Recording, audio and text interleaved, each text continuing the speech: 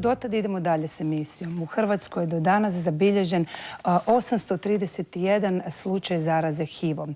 U ovoj su godini registrirana 52. Od te su bolesti do sad umrle 164 osobe, a u posljednjih 10 godina u prosjeku ima oko 50 novozaraženih i 15 novooboljelih na godinu. Time je Hrvatska zemlja s najnižom učestalosti zaraze. Petar Vlahov javlja nam se s Rooseveltova trga gdje studenti medicine obilježavaju Svjetski dan AIDS-a. Inače, to obilježavanje Svjetskog dana AIDS-a počelo je noćas u Sidneju, krenulo je, otvorio ga je Bono Vox i bilo je sjajno. Idemo vidjeti kako će biti u Zagrebu. Petre? Tako je, Majo, evo ovdje unatoč prohladnom vremenu okupilo se 100-tinjak studenata Medicinskog fakulteta u Zagrebu, budućih zdravstvenih radnika.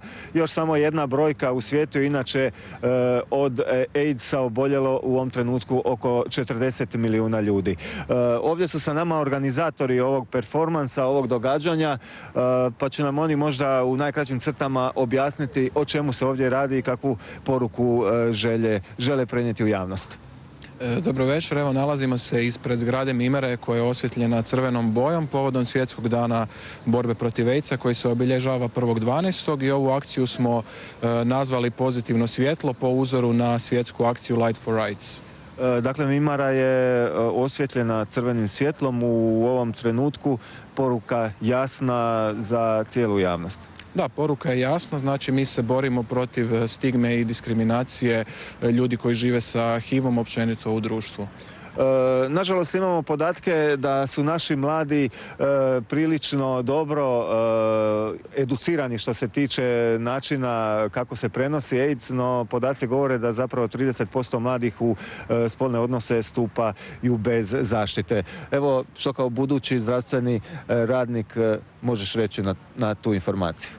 Mi kao studenti medicine iz udruge Kromsik već 13 godina održavamo ove akcije povodom Svjetskog dana borbe protiv AIDS-a i ove godine u više od 50 škola držimo interaktivna predavanja gdje govorimo kako se prenose spolno prenosive infekcije sa posebnim naglaskom na HIV-AIDS, te govorimo što je točno spolno odgovorno ponašanje. Da, ali u ovom trenutku opet se otvara ono pitanje treba li u Hrvatskoj uvesti u sustav obrazovanja i predmet spolno obrazovanje, no što je s diskriminacijom, to je ono što nas evo možda najviše muči ne samo na ovaj dan, nego i tijekom cijele godine. Da, tako je. Mi kao studenti medicine i budući zdravstveni radnici odlučili smo se ovom akcijom baš pokazati taj problem stigme i diskriminacije osoba koje žive sa HIV-AIDS-om. To je velik problem zato što oni zbog te stigme i diskriminacije ne žele se testirati i tako to dovodi do širenja same infekcije i do epidemije HIV-a. Dakle, još uvijek se mučimo sa tabu temama, ipak danas je možda prilika da pozovemo sve građane Hrvatske da odmaknu te tabue od sebe i da krenu na besplatno testiranje. Tako je. Mislim da bi se svi trebali testirati, jer testiranje je dobrovoljno, anonimno, besplatno i poželjno svakako. I možete to napraviti u klinici Frana Mihaljevića na Zvijezdi i dođite svi. Ali ne u Petrovu 3, nego na Zvijezdu.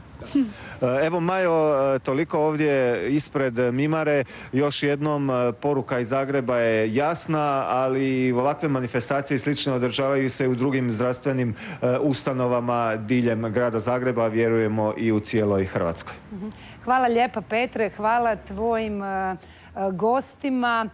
Vjerujem da će i oni svojom akcijom upozoriti hrvatsku javnost i evo ovo što je rekla zadnja tvoja sugovornica, probuditi bar neke da odu i testiraju se, jer svi dobro znamo testiranje je najvažnije. Što se prije počne liječiti, izgledi za kvalitetan život i sa AIDS-om postoje. Hvala još jednom. Hvala, Petra.